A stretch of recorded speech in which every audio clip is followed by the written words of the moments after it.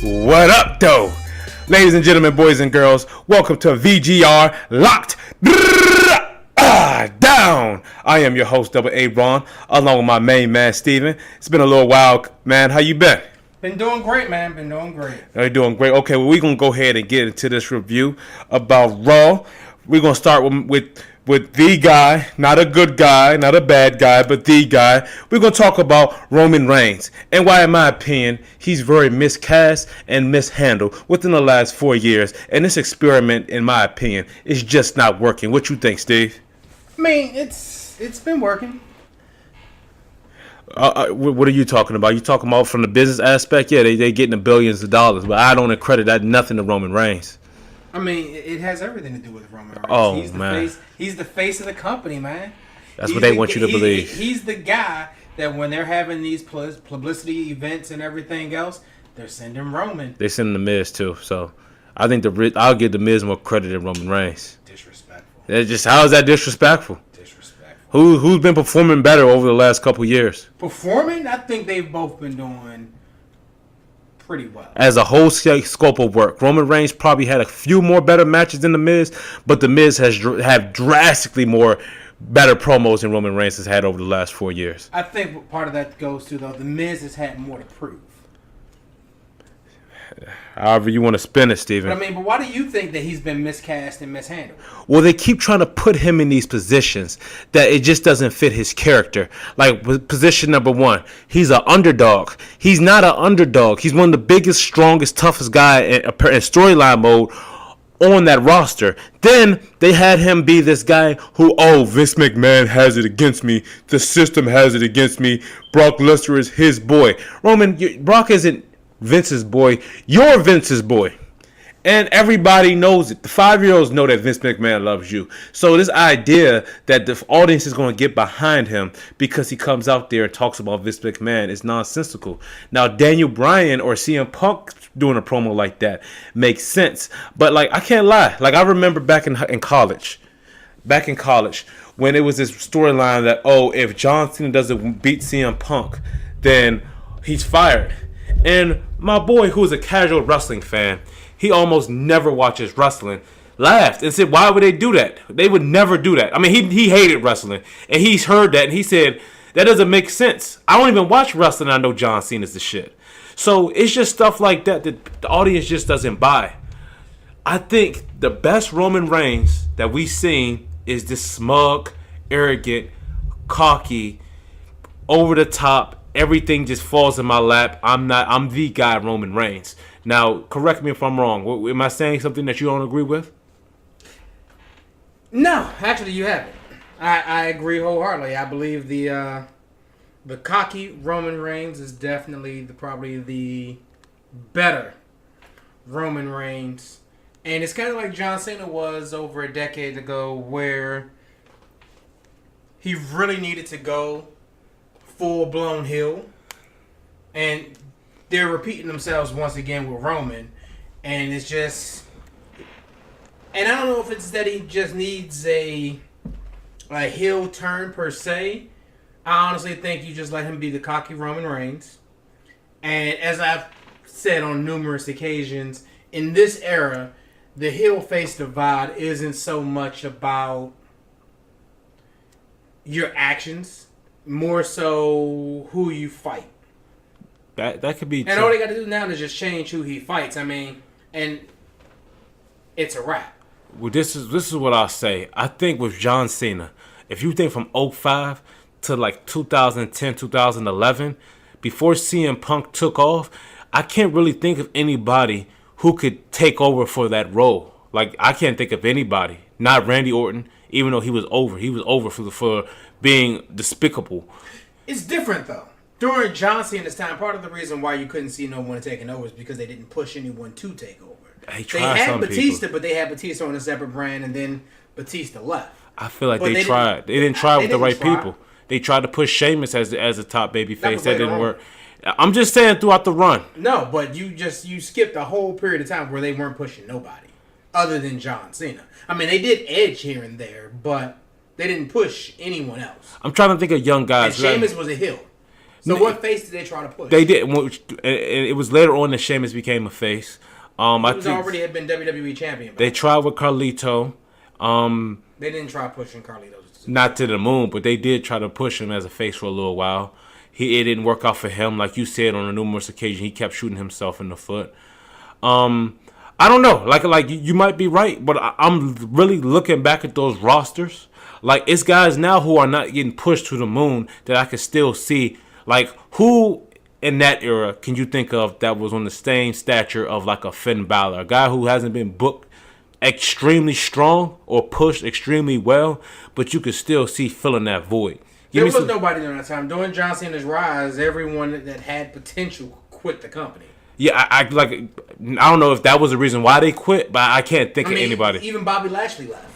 Bobby Lashley wasn't going to fill that role. He potentially could. He got to shave Vince McMahon's head in the grandest stage of them all.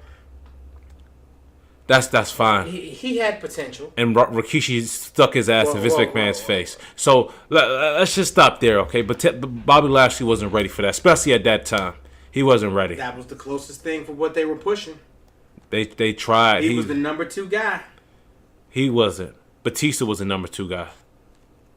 Okay, he was the number 3 guy. That's fair. But at that time, though, John Cena and Batista were still fighting for that number 1 spot. Yeah, but it was obvious it was John Cena. But now we have guys that we're going to talk about today. We have Seth Rollins and Braun Strowman. 2 guys, in my opinion, who are definitively more over and more prepared for the role. And let's just go ahead and start with my main man, Seth Rollins. I got to disagree. I don't know about that whole more prepared statement. They're over. The way their characters have been written. Over and prepared are 2 totally different things. Braun Strowman is over, but I don't think he's prepared. But let's hear what you got to say. All right, well, we go to Braun Strowman now. We're going to talk about the architect and Seth Rollins. Who is prepared? Who is a better promo? Who's a better worker? Who the people are behind? Who should have been the top face of the company years ago? I think it was that horrible storyline they did when he was just begging for Stephanie McMahon's approval. One of the reasons why I don't like that character. But yeah, that got the people off of him and killed his momentum on his return. His momentum went down drastically when he returned, and it had a lot to do with the way they wrote him on his return. He pedigreed Roman Reigns. The crowd loved it. The next night, he dissed the crowd. Okay, whatever. But then he's following Stephanie around like, please accept me. I miss you. And then he got screwed. And people just saw him as a loser. They just thought that was dumb. It took him a long time. But despite that horrible storyline, he recaptured everything. He's the most important champion on the card, in my opinion. He had been having the better matches. Champion on the card. Huh?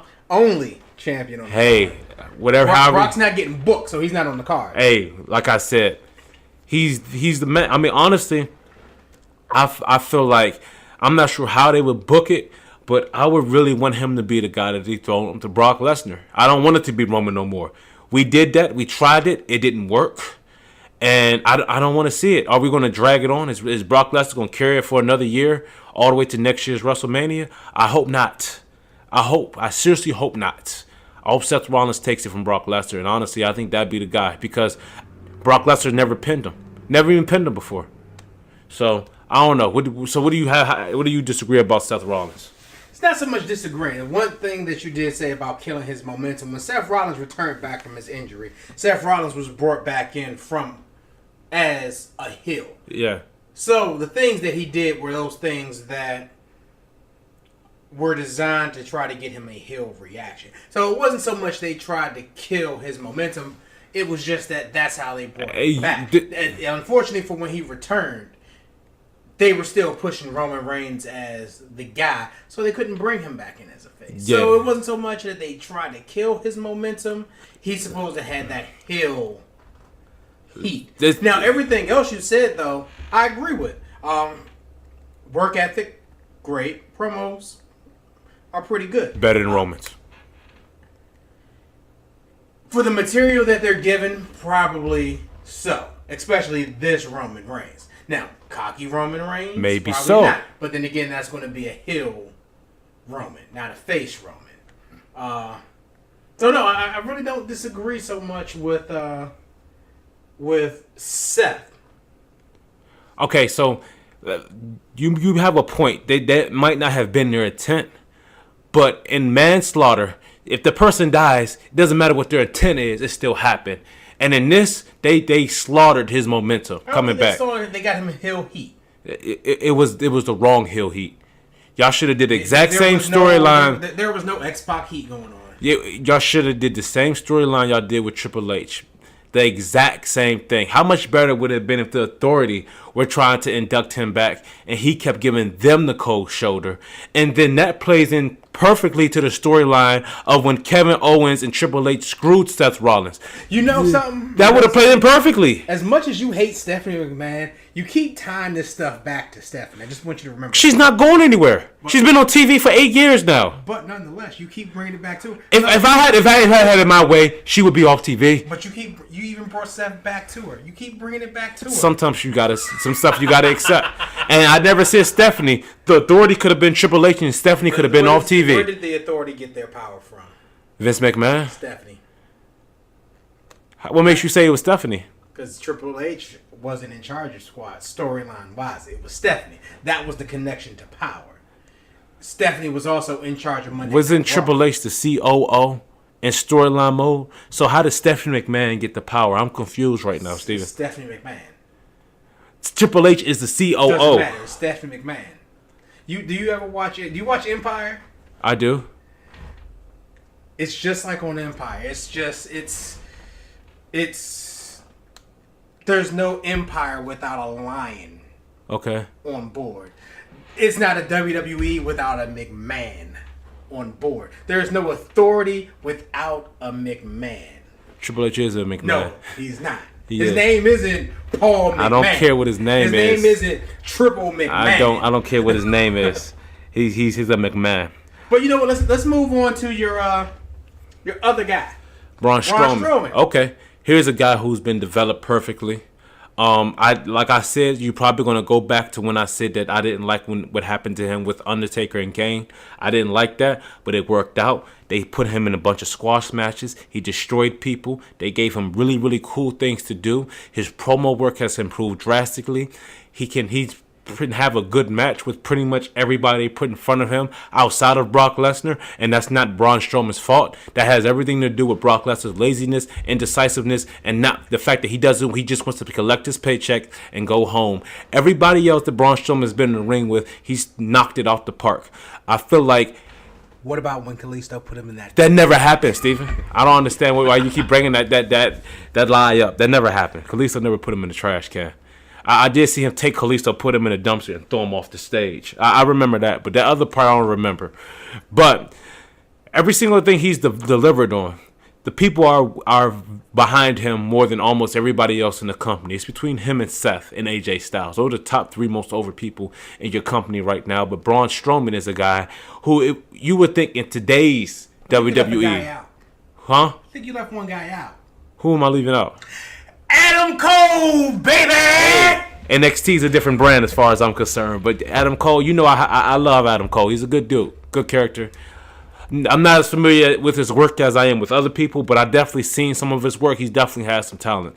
But Braun Strowman is a guy in the modern day era that a lot of people would say, audience wouldn't get behind him. He's too big and burly. He seems like an old school heel, but he just has this natural likability to him where I feel like he really could be that guy that they want Roman to be. But they didn't book Roman to put in that position they did with Braun. I think it's about time for one of those two to win the championship, either it be Braun Strowman or Seth Rollins. One of those two should dethrone Brock Lesnar. I'm edging more towards Seth Rollins because Braun Strowman had about 3 opportunities to take out Brock. But if they put it on Braun, I'll be absolutely happy about it. But it definitely shouldn't be Roman Reigns at this point. Well, you know what, though? With Braun, despite the fact that Braun can probably be champion, he's missing one component, and it's that whole prepared thing. Braun is still coming into his own, in my opinion. Work rate, he's got a great work rate, especially for a guy of his size. He can be believable as champion. But as far as being that top face of the company, I don't think he's fully prepared yet.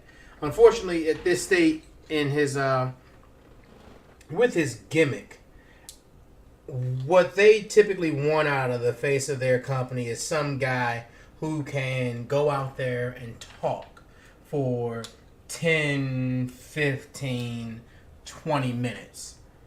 And unfortunately, with Braun, unless they give him a guy like Paul Heyman to talk for him,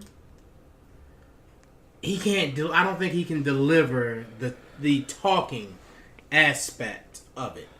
It'll almost be a thing where, I mean, he cut a hell of a promo last Raw I saw. yeah, but it was a 5-minute promo. There's a big difference between a 5-minute promo and a 20-minute promo. Just don't have him do 20-minute promos. But that's what the face does. The face does more talking. If you notice, the face typically does more talking than wrestling. I think that they should just change the culture and just have him stay to 5 to 10 minute promos. Brock Goldberg didn't have to talk for 20 minutes. Goldberg wasn't around a whole lot either.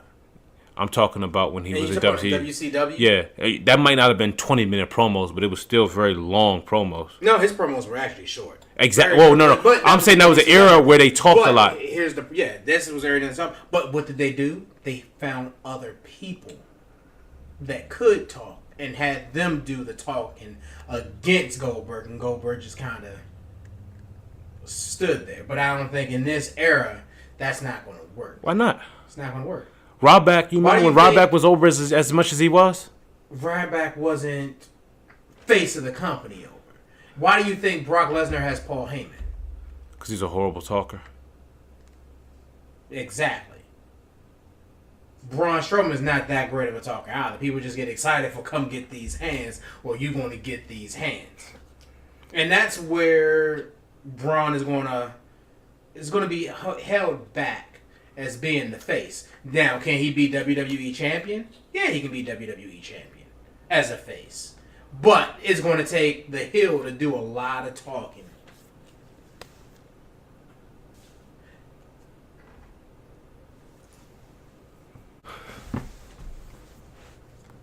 Okay, but listen, Steven, this is what I got to say. Is Braun Strowman, I think, is more talented than a lot of the people in the company, but that goes on to say to my real point. My real point is this. You keep claiming that Roman Reigns is the face of the company. He's the reason why they got to deal with Fox. He's the reason why they raised their company by millions of dollars. And you want to give all the credit to Roman Reigns. But is Roman Reigns really a good 20-minute promo? John Cena is. Hulk Hogan is, The Rock, Stone Cold, those guys are. Would you really want Roman Reigns to go out there and talk by himself for 20 minutes? They tried that, and it's some of the most boring TV I've ever seen. Whoa. Just like Kalisto didn't put Braun in the dumpster, sucker and succotash. Never happened. It was a long time. Okay, happened. All right, listen. If you want to say sucker and succotash never happened, Jack and the Beanstalk did happen. We're going to just discount all Vince McMahon written promos. Okay, we're going to discount all of them. All of them. Oh, good God. Every last one of them. Oh, okay. Well, I'd say this. He got a chance to put his character his personality into his character. And even still, he doesn't have that skill to talk for that long. I mean, they tried it with John Cena, and John Cena exposed the hell out of him. No. John Cena was a different story. And the reason why I say John Cena is a different story, John Cena he plays with cheat codes. And he hides behind his ability to not get in trouble for breaking the fourth wall. And that's what John Cena did during their promos. He did the same thing when he was doing his promo work with The Rock. Yeah. And he breaks that fourth wall. There's certain aspects that other people can't do that he's allowed to. Okay, well, Roman Reigns, you going to sit there and say The Rock couldn't do that? The Rock could do that. Okay, Roman Reigns did that. Roman Reigns broke the fourth wall too. After John Cena. But he had no practice in breaking the fourth wall. Despite his practice, John Cena got the better of him. John Cena did what they told him to do. No, John Cena went out there and was John Cena. And since John Cena has been part-time John Cena has been doing the same thing, and that is playing from a different playbook. And you can see it in every single solitary last one of his feuds that he's gone through. Okay, well, I'll put it to you like this: that part when they said when Roman Reigns forgot his lines and John Cena said it's called a promo. If you want to be the big dog, you got to learn how to do one. That doesn't show you anything. That wasn't a fourth wall break. That is a fourth wall break. Have you ever seen anybody else call somebody out on their promo work in the middle of their promo? No, that doesn't happen. Never happened. Okay. Never. So that's a different playbook. It just somebody messes up, they keep going. When The Rock's voice cracked while he was doing a promo, nobody was like, "Hey, Rock, you know, this is called a promo. You got to be able to go out there and talk." I mean, they should have. I mean, Mick Foley was laughing pretty damn hard. He laughed, but that's just it. That's all he should have done. You ain't got to expose someone like that. Think about how damaging that can be in the long run. And the reason why I say look at how damaging that can be is, despite the fact that they weren't in a promo, remember when the Ascension debuted? Yeah, and JBL buried them on the microphone? Uh-huh. It can go that bad. Yeah, I agree.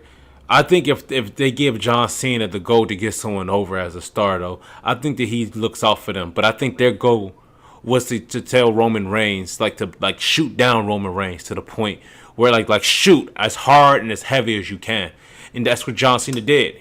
So I don't think I still think John goes. Well, let's just. But you know what? Hey, that's all the time that we have for this week. Make sure like us on Facebook, follow us on Twitter, check out VGReaction.com. Also, check out the very first edition of Raging Wrestling Review. That's me. Catch you guys next time. Yeah.